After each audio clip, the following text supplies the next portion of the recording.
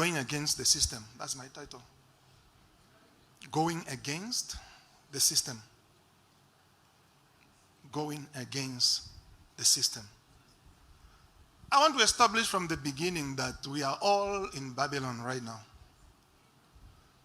We are in this country or this nation or this world called Babylon. And an image has already been erected. Whether you see it or you don't see it, the image of Nebuchadnezzar has been set up. This image is in your house, in your streets, in your laws. This image is before your children. And this thing, what I call the system of Babylon, which we are going against, wishes you to obey a few things and wishes to introduce a few things to you to accept by force. And if you don't, you know the consequences. In the beginning, I said, look at the caliber of people invited to this party. Who are these people? These are people that are in charge of industries. These are people who are in charge of areas, nations, and cities. Why did the king invite only those governors and left the noble ones or the simple ones home or in the location? Because these gatekeepers, if the king can capture them, they will be able to capture you. He will get people with the money so that they can enforce laws for citizens to bow down before an image.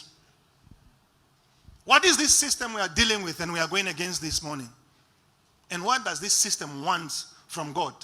In Genesis, God is speaking to himself, but it seems he is speaking to some other people around him, saying, let us make men in our image and in our likeness and let them have dominion. Satan hates you because you look like God. Some of you are going through so many things in life and you don't know why, you don't understand why. You must know now, you look like God. And for looking like God, you are hated by the devil. So the devil wants to remove your focus from the real image, which is the image of God and the likeness of God, and he wants you to worship an image. This is an image that he himself has set up. Do you know how stupid that is? The image that is in our world today wants to de-Christianize us and pro-humanize us.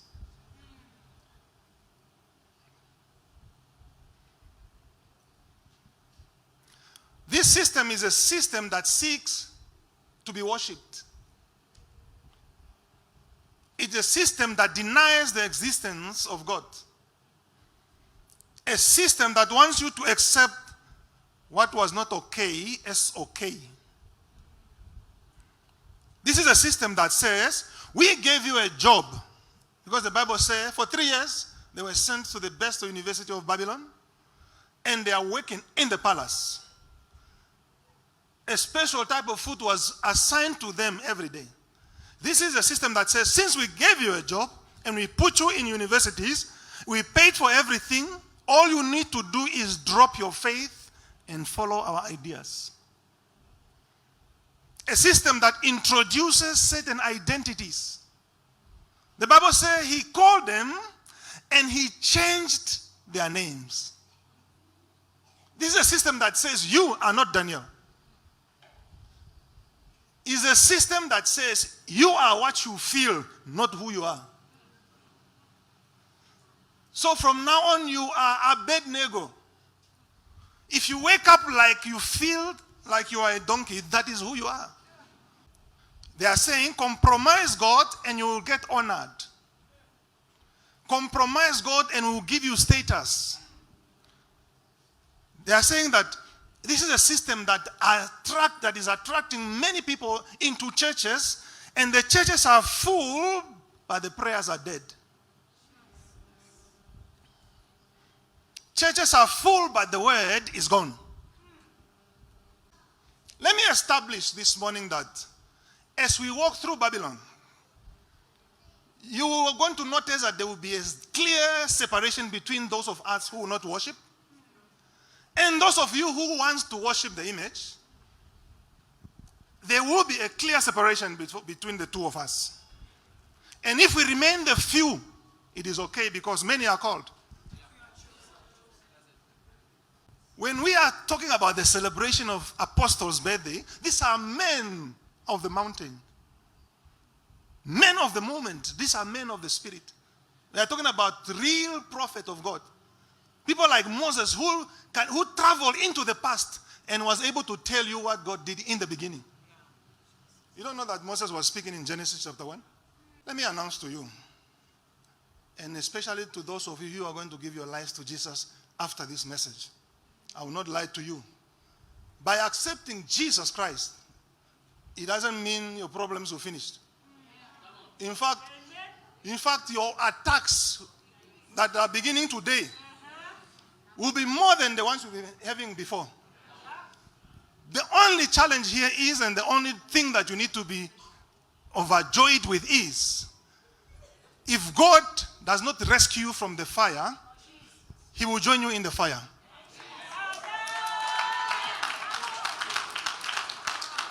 As for being thrown in the fire, you will be thrown in the fire.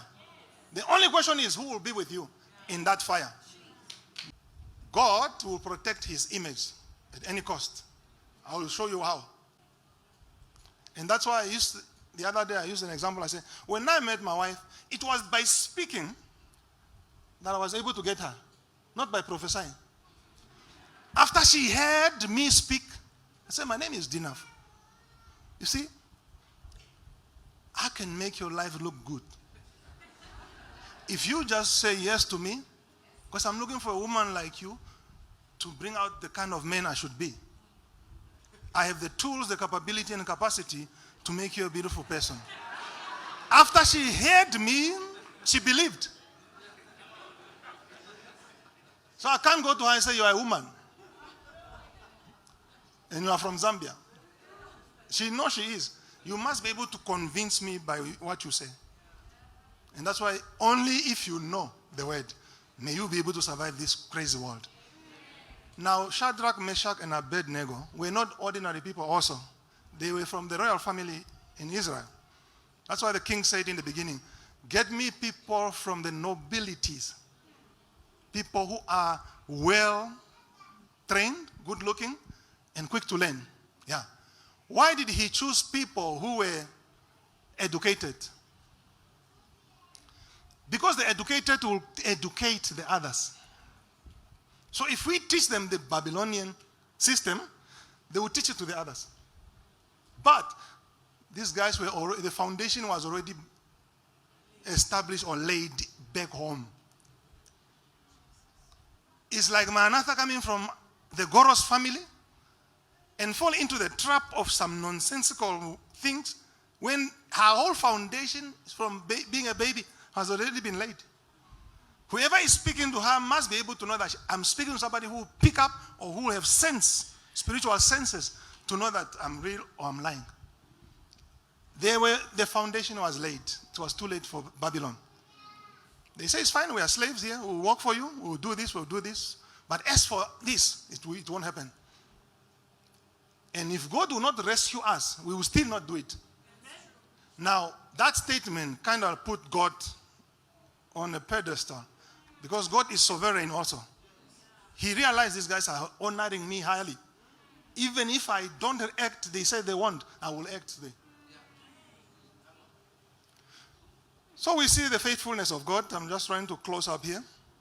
We see that faith can be maintained in a pagan world.